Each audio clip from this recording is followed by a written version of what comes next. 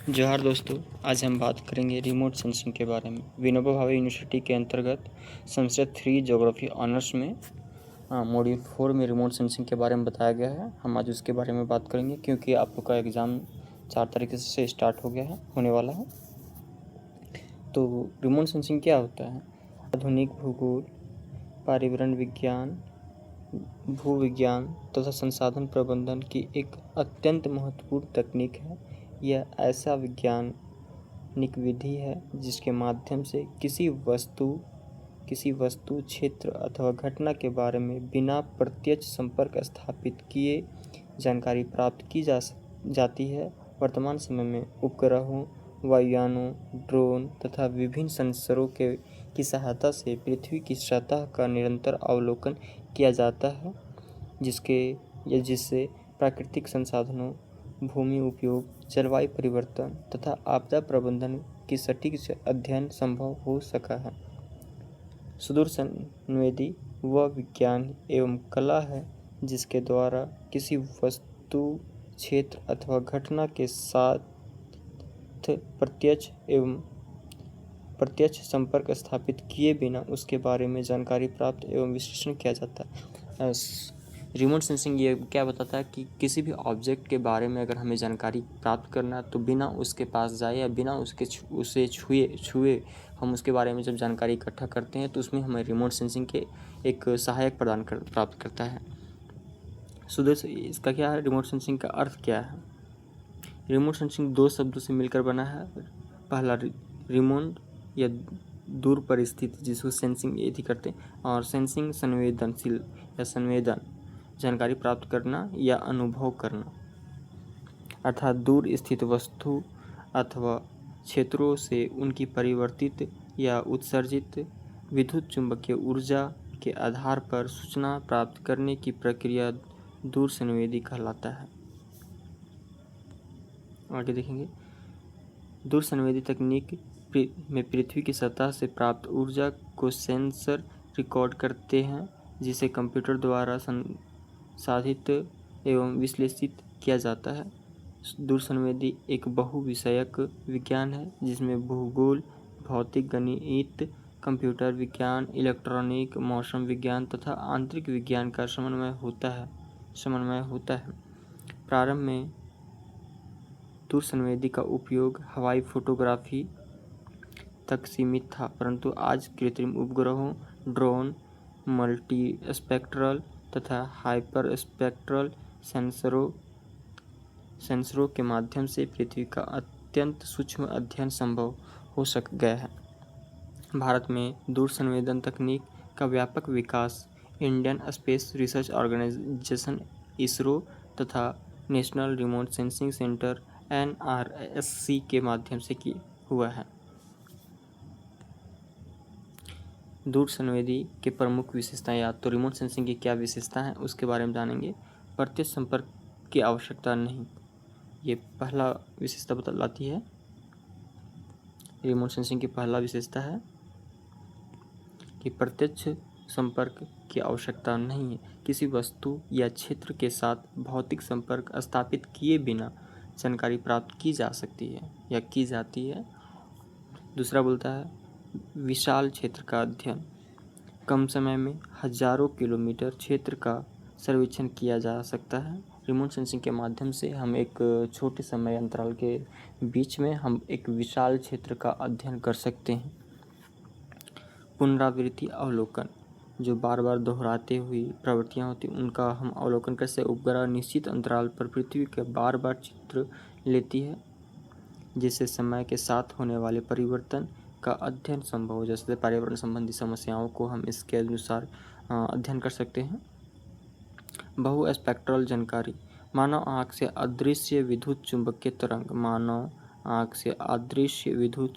तरंग के विभिन्न भागों का भी अध्ययन किया जा सकता है। इसके माध्यम से हम विद्युत चुंबकीय तरंग जो होती है, जिन्हें हम मानव आँख ऑब्जर्व नहीं कर पाते, उन सारे फ्रीक्वेंसी को इन सैटेलाइट के माध्यम से अध्ययन किया जा सकता है। त्वरित एवं सटीक जानकारी, ये बोलता है दूरस्थ एवं दुर्गम क्षेत्र की जानकारी शीघ्र एवं विश्वसनीय रूप से प्राप्त किया जा सकता है। जिस जानकारी को प्राप्त करने के लिए हमें एक लंबा समय का ज़रूरत होती है या मानव के द्वारा वो करना असंभव है, उन सारी कार्यों को एक रिमोट सेंसिंग के माध्यम से हम जल्दबाजी एवं तीव्र गति से कर पाते हैं और एक बड़े विस्तार क्षेत्र में भी इसका उपयोग हम कर पाते हैं।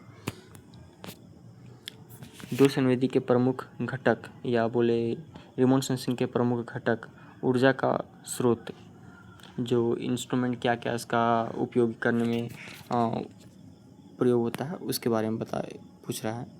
ऊर्जा का स्रोत में जो रिमोट सेंसिंग है वो ऊर्जा का ग्रहण कहाँ से करती है, तो विद्युत सूर्य मुख्यतः सूर्य उद्धृत चुंबकीय ऊर्जा का प्राकृतिक स्रोत है, जो सैटेलाइट होती है या तो फिर रिमोट सेंसिंग अलग जो है उनमें सूर्य एक प्रमुख ऊर्जा का स्रोत के रूप में काम करती है। सक्रिय दूरसंवेदी में ऊर्जा कृत्रिम स्रोत से भी भेजा जाता है, जैसे ड्रोन हो गया या तो फिर हेलीकॉप्टर हो गया। इन सब में जब हम ऊर्जा की बात होती है कृत्रिम रूप से बना करके बैटरी के माध्यम से या इन्वर्टर के माध्यम से इनमें ट्रांसफ़र करते हैं।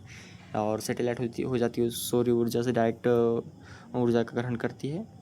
वायुमंडल ऊर्जा पृथ्वी तक पहुंचने एवं वापस लौटने के दौरान वायुमंडल से होकर गुजरती है, जहां प्रकीर्णन एवं अवशोषण होता है। लक्ष्य भूमि, जल, वनस्पति, हिम, भवन आदि ऊर्जा को अलग अलग मात्रा में परावर्तित या उत्सर्जित करते हैं।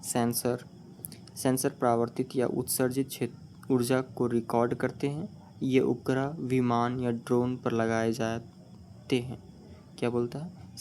सेंसर परावर्तित या उत्सर्जित ऊर्जा को रिकॉर्ड करते हैं। ये उपग्रह, विमान या ड्रोन पर लगाए जाते हैं। डेटा प्रोसेसिंग एवं व्याख्या रिकॉर्ड किए गए आंकड़ों का डिजिटल विश्लेषण, उपयोगी मानचित्र एवं सूचनाएं तैयार की जाती है। डेटा प्रोसेसिंग या जो हमारे पास रॉ मटेरियल आता है, जिससे हम सैटेलाइट से एक विजुअल लिए तो उसका जो एक डेटा है हमारे पास आता है, उस डेटा को हम कंप्यूटर के माध्यम से रिसर्च करते हैं और उसका एनालिसिस करके क्या प्रॉब्लम है या क्या दिखाना चाहता है उस चीज़ को हम वास्तविकता में परिवर्तित कर पाते हैं। दूरसंवेदी के उद्देश्य रिमोट सेंसिंग का क्या उद्देश्य है हमारे जीवन में? पृथ्वी की सतह का वैज्ञानिक अध्ययन करना एक ये प्रमुख उद्देश्य हमें रिमोट सेंसिंग का। प्राकृतिक संसाधनों का मूल्यांकन, कहाँ पे कौन से प्रकार की प्राकृतिक संसाधन पाए जाते हैं, कहाँ पे मिनरल्स है, किस क्षेत्र में वन संपदा है, इन सारी का अध्ययन हम इसके द्वारा ईजिली कर पाते हैं। भूमि उपयोग एवं भूमि आवास का विश्लेषण, किस क्षेत्र में आवास का निर्माण किया गया है, यहाँ कहाँ बसावट के लायक क्षेत्र है, इन सारी चीज़ों का अध्ययन हम इसके तहत करते हैं। जल संसाधनों का प्रबंधन की से ऐसा सुदूर क्षेत्र जहाँ पे जाना संभव नहीं है, उन क्षेत्रों में जल का प्रबंधन करने के लिए हम इसका उपयोग कर सकते हैं। वन एवं जैव विविधता की निगरानी,